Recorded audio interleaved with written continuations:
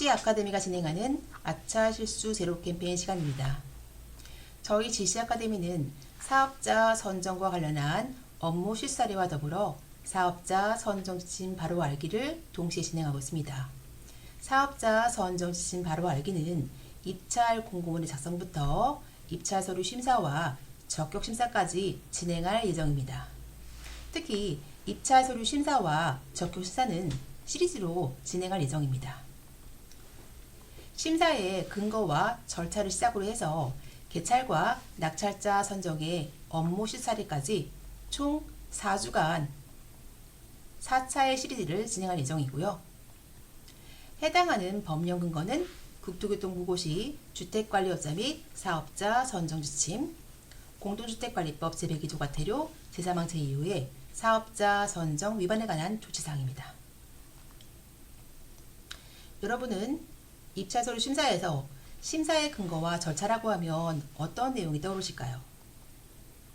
저는 어떻게 심사할까? 또 어떠한 순서로 심사해야 하나? 이런 사항들이 떠오릅니다.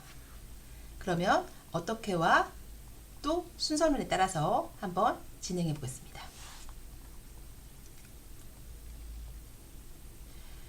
진행에 앞서 입찰 공고문 작성 시 체크 포인트를 한번 복습해 볼까 합니다. 기억하실까요? 제가 제22조의 입찰 공고의 방법부터 제27조 제출 서류까지 설명드렸습니다. 23조는 입찰 공고의 내용인데요. 중요하다고 여러 번 강조드렸습니다. 총 12개의 항목을 제가 10가지로 줄여 설명드렸는데 공사 또는 용역의 종류와 입찰의 법적 근거를 포함한 제목부터 입찰보증금, 하자보수 보증금까지 아주 중요합니다. 25조는 현장 설명회, 26조는 참가 자격의 제한, 27조는 제출 서류. 제가 이렇게 입찰 공고문 작성의 체크 포인트를 다시 한번 짚어드리는 이유는 바로 이 체크 포인트가 입찰 서류 심사의 세부 항목이기 때문입니다. 그러면 첫 번째 심사 기준 보시겠습니다. 현장 설명입니다. 주택관리업자 및 사업자 선정 지침 제25조 현장 설명회 별표 3의 제2호 항목입니다. 현장 설명회에 참가한 자에 한하여 입찰에 참가할 수 있다는 것을 입찰 공고에 명시한 경우에는 참여하지 않은 업체의 입찰은 무효라고 나와 있네요. 이 말을 풀이해보자면 현장 설명회가 입찰의 무효 사유가 될 수 있다. 현장 설명회를 개최하시면 참석자의 지식사항이라든지 참석자 확인 사인 또 시간 준수 여부를 발주처인 공동주택에서 반드시 확인하셔야 합니다. 이런 경우에는 참석 대장을 작성해서 심사 후에 입찰 서류와 함께 보관하시면 됩니다. 두 번째 심사 기준, 유효한 입찰의 기준은 주택관리업자 및 사업자 선정 지침 제5조 입찰의 성립 별표 2대 항목이고요. 경쟁 입찰의 종류는 일반 경쟁, 제한 경쟁, 지명 경쟁. 이러한 경쟁 입찰이 성립하기 위한 최소 기준이 유효 입찰 기준입니다. 일반 경쟁과 지명 경쟁의 경우에는 최소 2인 이상의 유효한 입찰이 있어야 성립하고요. 제한 경쟁은 제한사항이 들어가기 때문에 최소 3인 이상의 유효한 입찰로 성립합니다. 그런데 이러한 유효 입찰 기준이 왜 중요할까요? 입찰을 진행하다 보면 입찰에 참여한 업체가 유효한 입찰 업체인데도 불구하고 입찰을 중도에 포기하거나 또 낙찰을 포기하는 경우도 있을 수 있습니다. 이렇게 중도 포기나 낙찰 포기의 경우에는 일반 경쟁, 제한 경쟁에 따라서 최소 2인, 최소 3인의 기준에 그 업체가 탈락하고도 맞는지를 확인하셔야 되겠죠. 만약에 그 업체가 중도 포기로 인해서 유효 입찰 수에 미달한다면 어떻게 할까요? 재공고를 진행하셔야 합니다. 그래서 아주 중요합니다. 세 번째 기준입니다.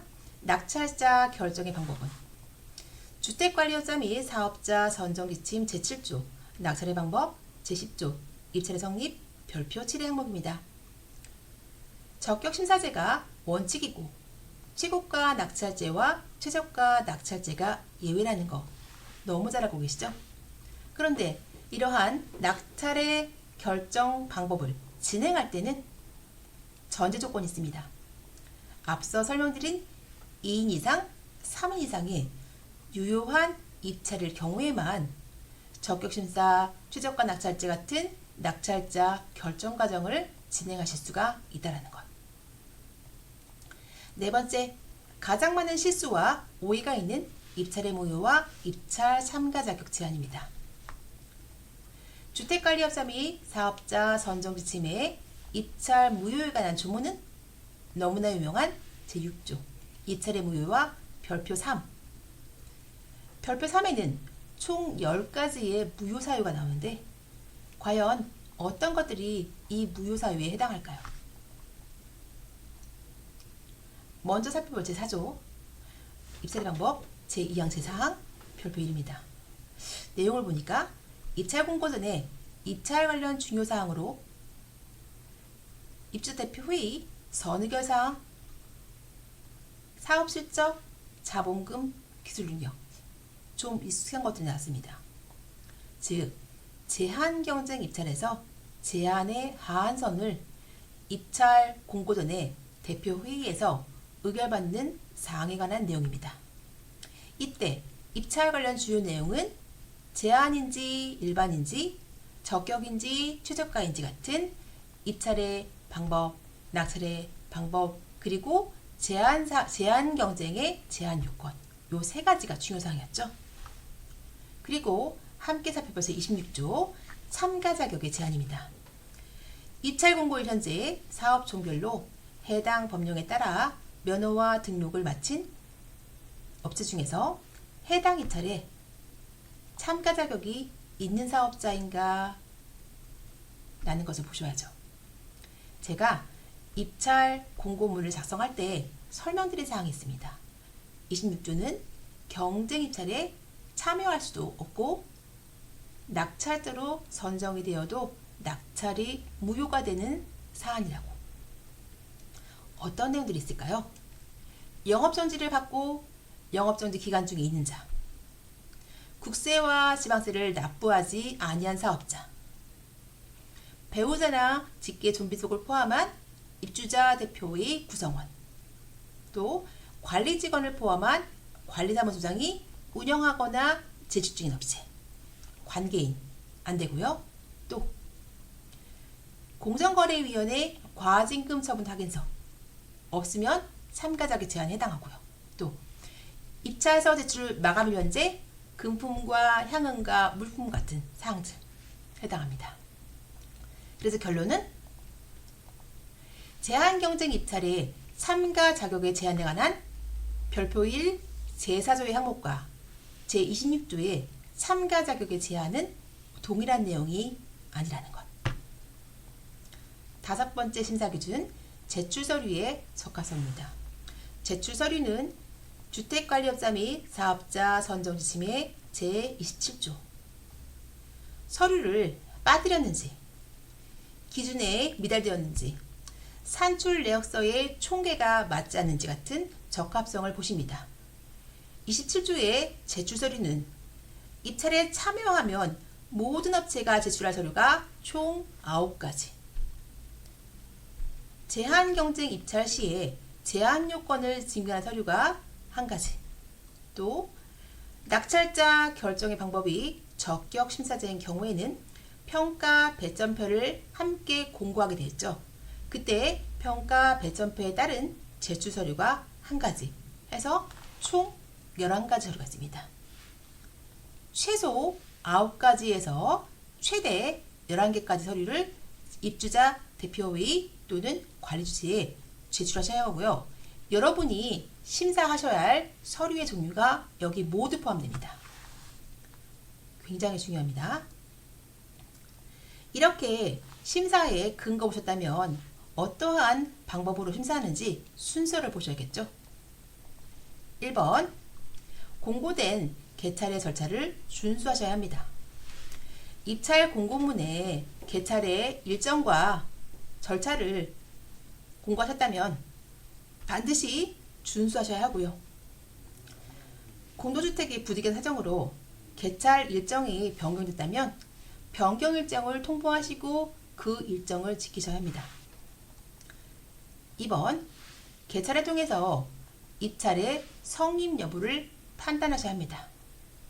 일반 경쟁은 2인 이상의 유효입찰, 제한 경쟁은 3인 이상의 유효입찰.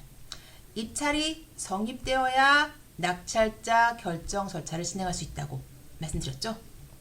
3번, 바로 그 유효한 입찰로 입찰이 성립할 경우만 낙찰업체를 선정하실 수가 있습니다.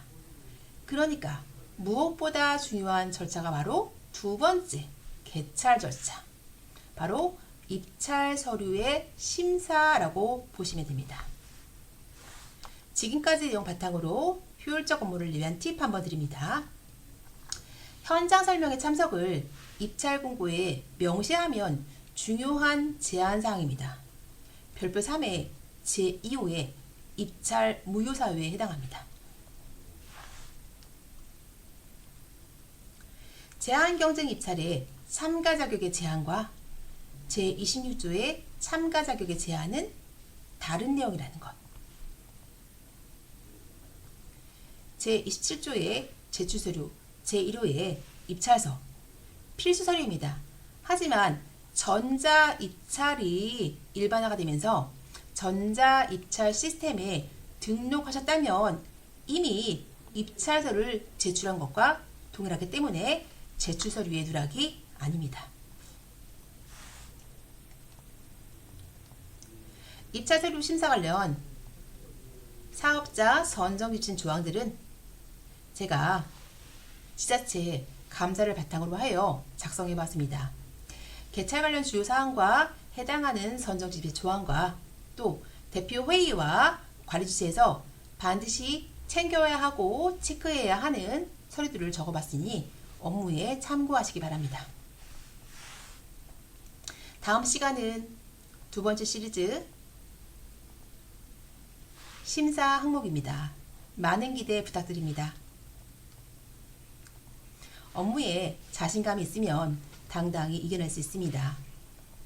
아차, 실수가 제로가 되는 그날까지 여러분에게 작은 힘을 보태겠습니다. 지금까지 GC 아카데미 부대표 라경이었습니다. 감사합니다.